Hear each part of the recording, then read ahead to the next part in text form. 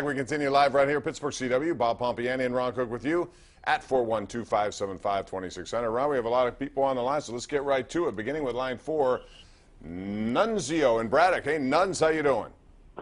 Doing good, brother. How are we doing tonight? All right, what's up? All right, I'm thinking out of the box. Why not trade Murray?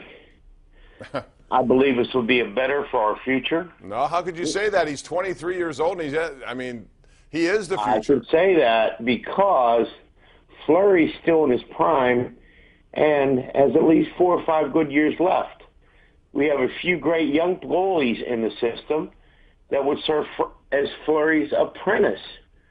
All right, well, let's get Ron's take on that because I don't think they're going to do it. Fleury's already agreed to waive his no-movement clause, and I think he's already put his house on the market. I think the coach really likes this goaltender, and I think he's going to be here for quite a while, and I mean Murray, not Fleury. Fleury had an amazing 13-year run here, but it looks like it's time for him to move on. He knows it. They know it, and I can't wait to see when he comes back with Vegas or wherever he is. What a night that'll be. What a scoreboard tribute that will be. No question, and he deserves it. He's one of the nicest people in sports. He also is very productive. He's got 3 rings. His legacy is secure, and if he goes someplace else, who knows? He may lead that team.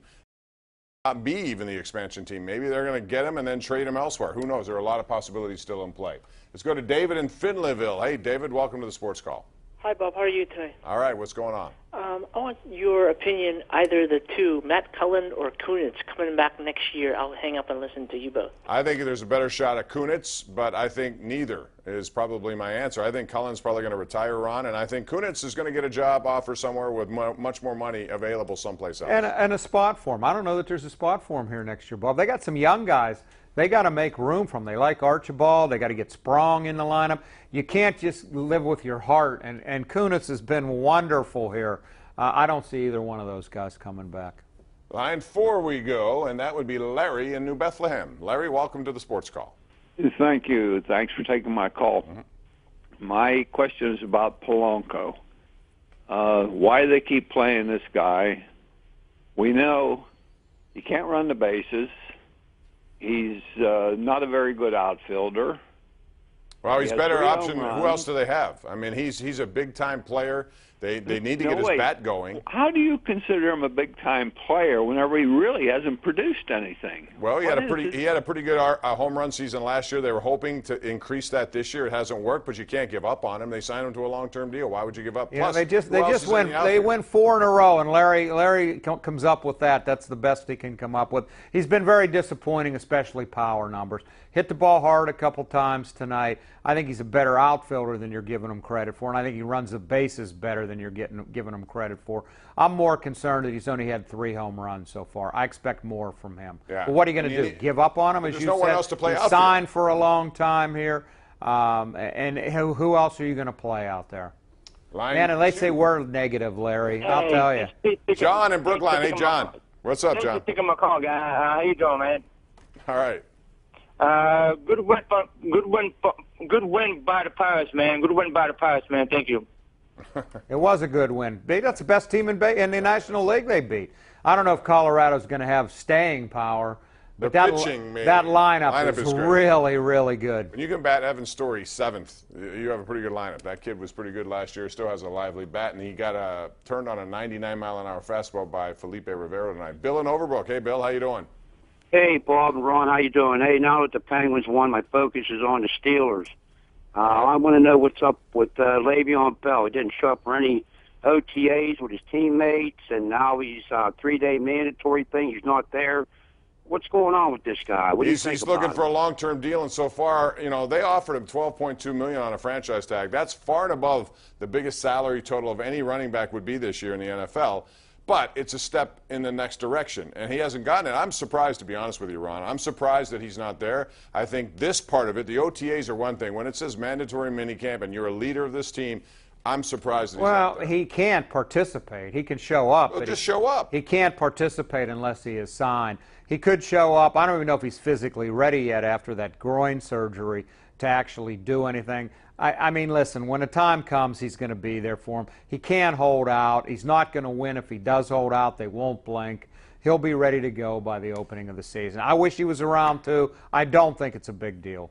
Oh, I didn't say it was a big deal. I understand just said that. I think he should be here just because he's a leader on this team. Well, Ben said that right away on the OTs. I have more of a problem with Alejandro Villanueva, that they're not, he's there, and you can tell he is just fighting this. He wants to be there. He does it out of respect for his team, he says, and Mike Tomlin, yet he doesn't have an offer either. And right now, at $615,000 for a starting left tackle, I think they need to come to some conclusion here. You like to think that they will, but you know how they operate. They don't overpay. They don't. They'll let them sit if it comes to that, and that's not going to happen.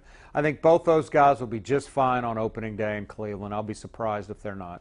Al in the West End is next on the Sports Call, presented by the Allegheny Health Network. What's up, Al?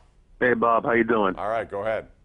Hey, Ron. I wanted to know what you think, that given how important the style they play defensively and Letang's injury prone, how important do you think it is for this team to bring back Trevor Daley? There's another guy that's a free agent. He and Bonino both are free agents, and I think they could get big paydays too. I hope they bring back Daley. I hope they bring back Bonino, but I'm not at all sure. I think there's going to be some turnover this year. You like to think Letang's going to be healthy and be able to play next year. They really did it with the wire and tape and whatever you want to say to get it done, and I give those guys a lot of credit, Bob. They're plus 32. Yeah. The 6 guys were plus 32 in the playoffs. Dumoulin, all of them on down, I thought were excellent, but I don't know if Daley's going to be back. Those guys have a chance to cash in. It also would be nice to have a guy like one of their kids in their system, come up and do something, especially Derek Pouliot. He's been around for a long time. He was here hanging around. Boy, if he would just realize the potential that he has, it would make things a little easier for them, and it would be one of those guys they could sneak in at a relatively nice price. Right. They still have a lot of guys, with the exception of Sheary, who's a restricted guy, as is Dumoulin. Everyone else is making less than $1 million of those forwards that we talk about, the young kids. That allows them to do other things, and they'll be able to save some money. We got Twitter reaction here from a lot of people. Mark Schwartz says, do you think Nick Bonino will be back? Bob. Again, we just talked. It's up in the air at this point. We'll see. Richard McFadden says, has there ever been a 2-time rookie champion like Matt Murray? 2 rings in a rookie season.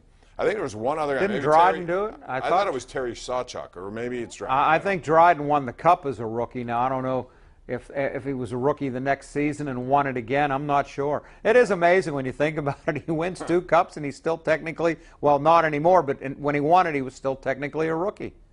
Yeah, pretty amazing stuff. You may not see that in your lifetime again. Let's go to Jim in Uniontown. Hey, Jim, how you doing?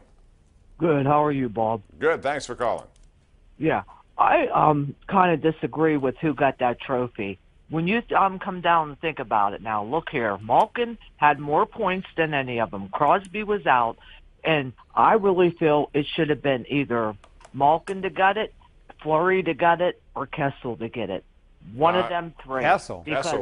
And you can't give it to a goaltender who plays half of the games, as good as he played. Malkin would have been a legitimate choice. He had one more point. Malkin or Crosby, one more point than Sid Gensel had all the goals. He would have been a decent choice. Crosby, to me, was the best player, Bob, in the series, and I have no problem with him winning. You want to argue for Malkin, I'll listen to that, but you can't give it to Kessel or the goaltenders. And even though, if you look at that last game, Crosby didn't appear on the score sheet, his presence was felt all throughout that game, and that's what he does.